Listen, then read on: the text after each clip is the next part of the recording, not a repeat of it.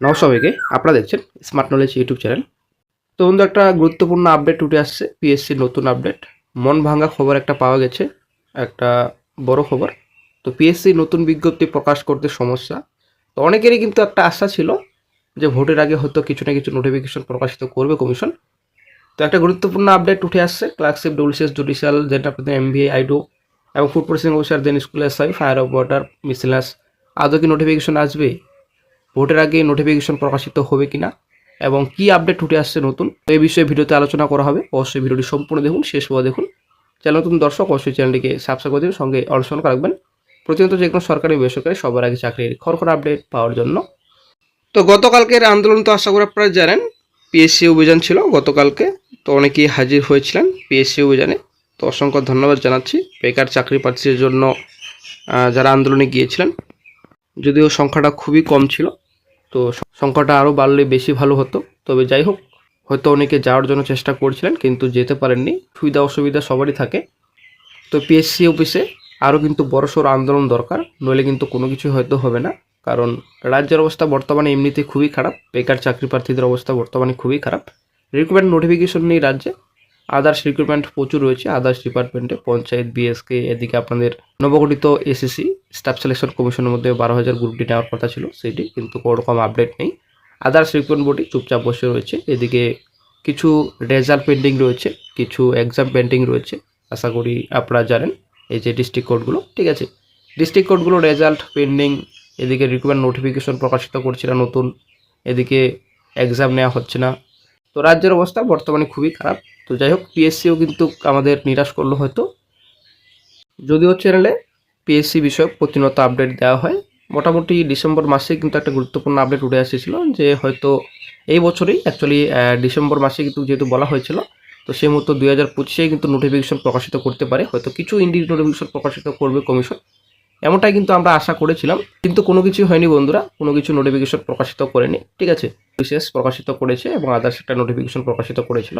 এই যে 11+ individual notification রয়েছে, 2024-25 গেল, ঠিক আছে, 2026 বর্তমানে চলছে। 1 বছরের উপর হলো ইন্ডিভিজুয়াল নোটিফিকেশনগুলো, ফুল নোটিফিকেশন কোনো রকম খবর সবর নেই, ঠিক আছে। কি হবে চাকরি প্রার্থীদের ভবিষ্যৎ, সেটাই এখন ব্যাপার। ফার্স্ট আপডেটে চলে আসছি। এই যে ডব্লিউএস 24 আপনারা জানেন নোটিফিকেশন প্রকাশিত করেছে। তো এক্সাম হওয়ার কথা মার্চ মাসে, ঠিক আছে। তো ডব্লিউএস 24-এর এক্সাম মার্চ মাসে হওয়ার কথা, কিন্তু একটা আপডেট উঠে আসছে মার্চ মাসে কোনো রকম পরীক্ষা হচ্ছে না। তো এখন অনেকেই চিন্তিত ডব্লিউএস 24 এক্সাম কবে নাগাদ হতে পারে। অ্যাকচুয়ালি ভোটের পর হলেও কতদিন সময় দিন পর পরীক্ষা হতে পারে।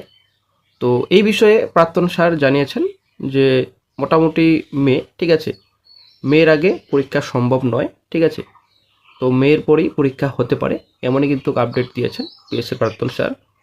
তো নেক্সট আপডেট 2023 সালে যে ডব্লিউবি অফিসিয়াল পিলি এক্সাম রেজাল্ট প্রকাশিত করেছে, তো পরীক্ষা কবে নাগাদ হতে পারে।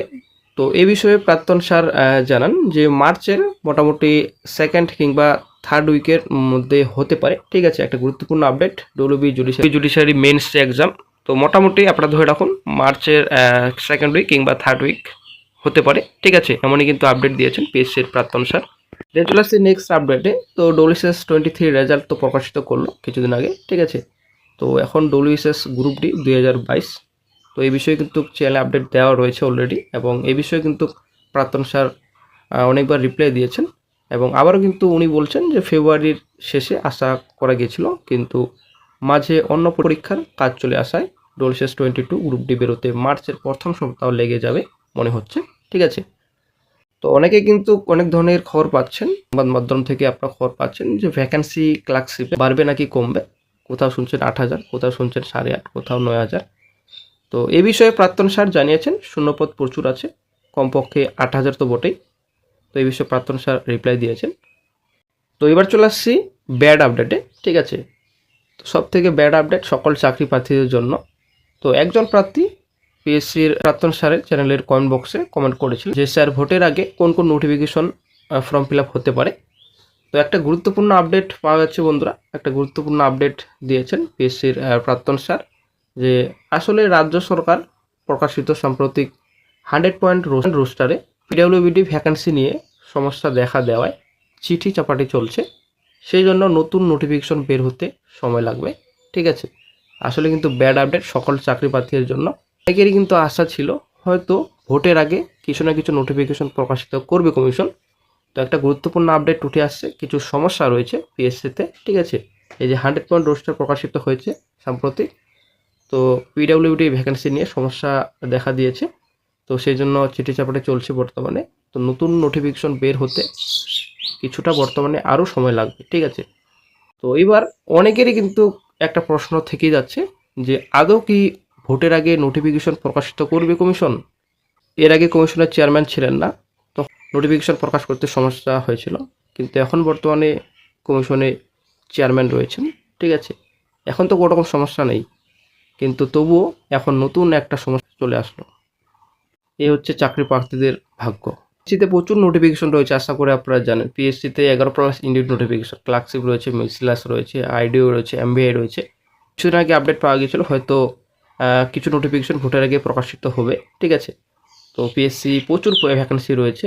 ইন্ডিক নোটিফিকেশন হয়তো স্কুল এসআই, ফায়ার অপারেটর আসতে পারে, এমন আপডেট দেওয়া হয়েছিল, কিন্তু কোনো কিছুই হয়তো হবে না আশা করা যায়। তবে যাই হোক, নতুন আপডেট পেলে সঙ্গে সঙ্গে চাইলে আপডেট দিয়ে দেওয়া হবে। তো বর্তমানে পিএসসিতে যে সমস্যা দেখা দিয়েছে 100 পয়েন্ট রোস্টার নিয়ে, সেই সমস্যার সমাধান হলে হয়তো নোটিফিকেশন প্রকাশিত করবে কমিশন। তবে আর কতদিন অপেক্ষা করবে বেকার চাকরি প্রার্থীরা, সেটাই হচ্ছে ব্যাপার। আবারও কিন্তু একটা প্রশ্নের মুখে থেকে গেল।